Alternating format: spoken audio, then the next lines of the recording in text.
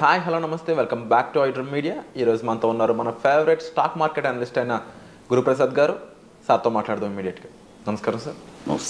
Sir first of all congrats sir, 27th workshop సక్సెస్ఫుల్గా conduct చేశారు. And sir రీసెంట్గా అంటే మార్కెట్ సిచ్యువేషన్ చూసుకున్న, సెబీ సంగతి చూసుకున్న 92% లాస్ అనేది ఏదైతే ఉందో ఇన్వెస్టర్స్ అందరినీ కూడా ఇబ్బంది పెడతా ఉంది, భయం కూడా కలుగుతూ ఉంది. ఉన్న ఈవెంట్స్ అలా ఉన్నాయా, లేకపోతే సిచ్యువేషన్స్ ఎందుకింత లాస్ అవడానికి జరుగుతుంది, కారణాలు ఏంటి అని తెలుసుకోవాలనుకుంటున్నారు. మీరేం చెప్తారు? ఏం కారణం లేదండి. నా గత 25 సంవత్సరాల అనుభవంతో చెప్తున్నాను. 25 సంవత్సరాల ముందు ఎలా ఉన్నిందో ఇప్పుడు కూడా అలాగే ఉంది. 90% లాస్ అనేది 10 మందే సక్సెస్, 90 మంది నష్టం.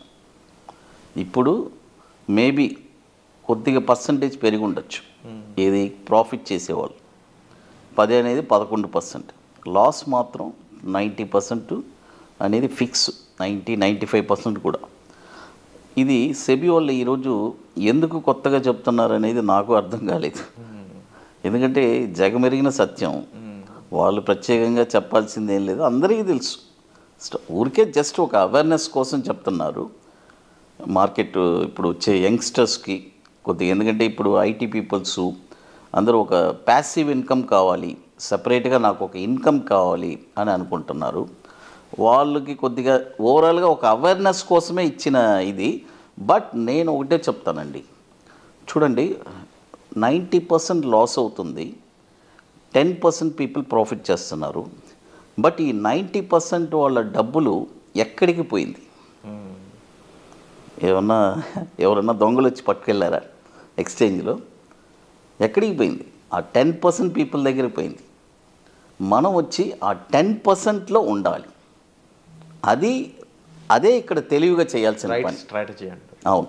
అండ్ సెబీ కూడా ముఖ్యంగా లేటెస్ట్ అంటే న్యూ ఇన్వెస్టర్స్ని కానీ, రిటైలర్స్ కానీ, ముఖ్యంగా ఈ ట్రేడింగ్కి సంబంధించిన వాళ్ళని కానీ భయపెడదామన్నా లేదా కంట్రోల్లో పెడదామన్నా ఒక్కొక్కసారి అన్నెసరీగా కూడా హెవీ స్టేట్మెంట్స్ పాస్ చేయడం, ఇలాంటి ఎందుకు చేసి ఇచ్చారు? లేదండి, అది వాళ్ళు పాస్ చేయడంలో తప్పు లేదు. బట్ తెలిసిన విషయమే మళ్ళీ మళ్ళీ పాస్ చేయడం అనేది అది ఎందుకు చేస్తున్నారని మనకు తెలియట్లేదు. రూల్స్ అనేది చూడండి, ఇప్పుడు ఇది ఒక ప్యాషన్ అయిపోయింది. జనరల్గా మనం కూడా బట్టలు 1980లో బెల్ బాటమ్ ఉంది, ఇప్పుడు మళ్ళీ బెల్ బాటమ్ ఫ్యాషన్స్ వస్తుంది. ఒకటే అట్నే అనేది రోల్ అవుతూనే ఉంటుంది, అంతేగాని ఇది ఏం కొత్త ఇది కాదు. జనరేషన్ మారేటప్పుడు సెబీలో కూడా ఇప్పుడు కొత్త కొత్త యంగ్స్టర్స్ ఉంటారు. వాళ్ళేం పెద్ద 25 years 45 years ఎక్స్పీరియన్స్ ఉండదు, జనరల్గా ఉంటారు. వాళ్ళు కొన్ని స్టేట్మెంట్స్ ఇస్తారు అంతవరకే. బట్ ఆ స్టేట్మెంట్ ఇచ్చిన దానివల్ల ఏం నష్టం లేదు, లాభం లేదు ఎవరికి. వచ్చేవాళ్ళు వస్తూనే ఉన్నారు, చేసేవాళ్ళు చేస్తూనే ఉన్నారు. మార్కెట్లో ఉన్న ఈ ట్రేడింగ్ ఆపర్చునిటీస్ అయి ఉండొచ్చు, లేదంటే ఆ స్ట్రాటజీస్ అయి ఉండొచ్చు, వాటి గురించి మీరు లేటెస్ట్ అప్కమింగ్ ఇన్వెస్టర్స్కి కానీ, అప్కమింగ్ ట్రేడర్స్కి కానీ మీరు ఎలాంటి విషయాలు చెప్పాలనుకుంటున్నారు? ఇవి తెలుసుకుంటే రండి అనే విధంగా. చాలా ముఖ్యమైన పాయింట్ అండి. మార్కెట్లో ఫస్ట్ మనకి సంపాదించడం తెలియాలి. ఇన్వెస్ట్మెంట్ అనేది ఓకే, ఆ ఇన్వెస్ట్మెంట్ ఏదో ఒక మన షేర్ కొని పెడతాము, ఒక 4-5 సంవత్సరాలు అది కూడా మంచి షేర్ అని మనకు తెలియాలి. తగ్గినా మళ్ళీ వచ్చేయాలి, పైకి వచ్చే షేర్సే కొనాలి. అలాంటివన్నీ కూడా జనరల్గా ఇన్వెస్టర్స్కి. బట్ ట్రేడింగ్ పర్స్పెక్టివ్లో ఏంటంటే ఖచ్చితంగా ట్రేడింగ్ నాలెడ్జ్ ఉండాలి. మార్కెట్ వాచింగ్ చేయడం, మార్కెట్లో ఎంతోమంది మనలాగా నిపుణులు ఉన్నారు. ఎంతమంది అయినా సరే, ఎవరి దగ్గరైనా ఎంతమంది దగ్గరైనా ట్రైనింగ్ తీసుకోవచ్చు, నాలెడ్జ్ని పెంచుకోవచ్చు. నాలెడ్జ్ పెంచుకున్న తర్వాత మార్కెట్లో దిగడం మంచిది. ఇక్కడికి వచ్చి ఏం చేస్తున్నారంటే, నేను కూడా చాలామందిని చూస్తూ ఉంటాను, ఎంతమంది కాల్ చేస్తూ ఉంటారు, సార్ నాకు 50 lakhs లాస్ అయింది, 1 crore లాస్ అయింది అని అంటారు ట్రేడింగ్లో. అంటే నేను ఒకటే చెప్తాను, మీరు 50 lakhs 1 crore లాస్ చేసేదానికంటే ఎంతోమంది మెంటర్స్ ఉన్నారు మాలాగా, వెళ్ళి మీరు ట్రైనింగ్ నేర్చుకోండి. ఒక్కొక్కరి దగ్గర ఒక యూనిక్ టాలెంట్ ఉంటుంది. నేనే గొప్ప అని చెప్పట్లేదు, ప్రతి ఒక్కరూ స్టాక్ మార్కెట్లో ఒక ఎక్స్పీరియన్స్ దగ్గర సమ్ టాలెంట్ ఉంటుంది. వెళ్ళి మనం నేర్చుకుంటే డెఫినెట్గా సమ్ ఎక్స్ట్రాడినరీ నాలెడ్జ్ మనకు వస్తుంది. ఆ నాలెడ్జ్ని బేస్ చేసి ట్రేడింగ్లో దిగితే సక్సెస్ అవ్వచ్చు. ఎందుకంటే ఇక్కడ లాస్ వచ్చి it's a part of game. ఇక్కడ అది కంపల్సరీ, అది తెలిసే వస్తారు. బట్ అట్ ద ఎండ్ మన ప్రాఫిట్లో ఉండాలి. అది ట్రూ సార్. అండ్ ముఖ్యంగా అంటే హిస్టారికల్గా చూసుకున్నా కానీ లేదంటే ఈవెంట్స్ రకరకాల ఈవెంట్స్ ఉంటూ ఉంటాయి. ఇంటర్నేషనల్ ఈవెంట్స్ అని, లేదంటే బడ్జెట్ అని, లేకపోతే పలానా ట్రంప్ ఏదో వచ్చాడని, అమెరికన్ ప్రెసిడెంట్, ఎలక్షన్స్ అని ఇలా ఉంటాయి. అందులో మీరు ఎక్కువ ఫండమెంటల్ అనాలిసిస్కి ఇంపార్టెన్స్ ఇస్తుంటారా, టెక్నికల్గా వెళ్తారా అనాలిసిస్ వైజ్, లేదంటే ఎలాంటి స్ట్రాటజీస్ ఫాలో అవుతారని ఎంతోమంది అడుగుతూ ఉన్నారు. ఏ స్ట్రాటజీ అని చెప్పకపోయినా ఏ దానికి ఎంత ఇంపార్టెన్స్ ఉంటుంది రేషియో ప్రకారం? సార్ చాలా ఇంపార్టెంట్, మంచి ప్రశ్న ఇది. టెక్నికల్, ఫండమెంటల్ రెండు వచ్చి యాక్చువల్గా నేను టెక్నికల్, ప్యూర్లీ టెక్నికల్ వాడతాను. బట్ ఫండమెంటల్స్ నాకు తెలుసు కాబట్టి టెక్నికల్ కూడా వాడుతున్నాను. కొంతమంది ఫండమెంటల్సే చూస్తారు, టెక్నికల్స్ చూడరు.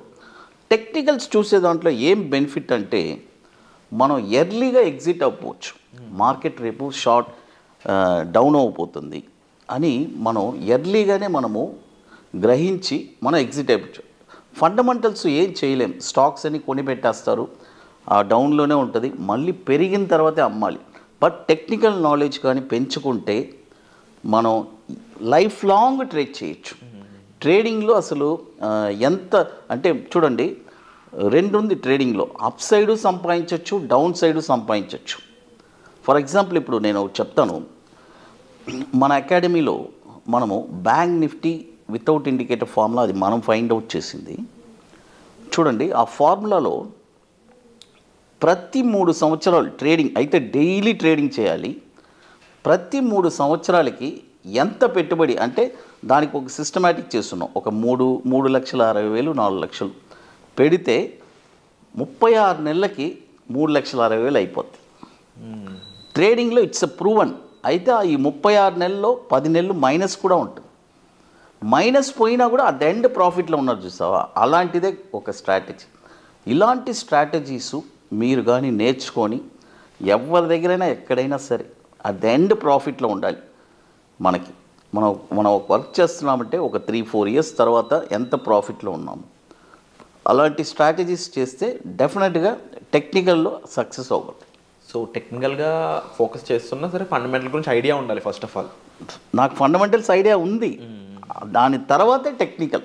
Wonderful sir. ఎందుకంటే ఫండమెంటల్స్ ఐడియా లేకుండా టెక్నికల్లో వెళ్ళకూడదు, అది కూడా తప్పు మళ్ళీ. అది so thank you so much for the information sir. And ముఖ్యంగా ట్రేడింగ్ అనే కాదు, ఓవరాల్గా అసలు ఒక పర్సన్ ఎంటర్ అవ్వాలి అనుకుంటున్నాడు మార్కెట్లోకి అన్నప్పుడు తనకు ఉండాల్సిన ఆ యొక్క విషయాలు, నాలెడ్జ్ కానీ చాలా మంచిగా మాకు చెప్పడం జరిగింది. అండ్ మరీ ముఖ్యంగా సార్ 27th వర్క్షాప్ అయితే అయిపోయింది. ఇక 28th వర్క్షాప్ మరి ఎక్కడ ఉండబోతుంది, ఏ టైంలో ఉండబోతుంది ఏమైనా చెప్తారా?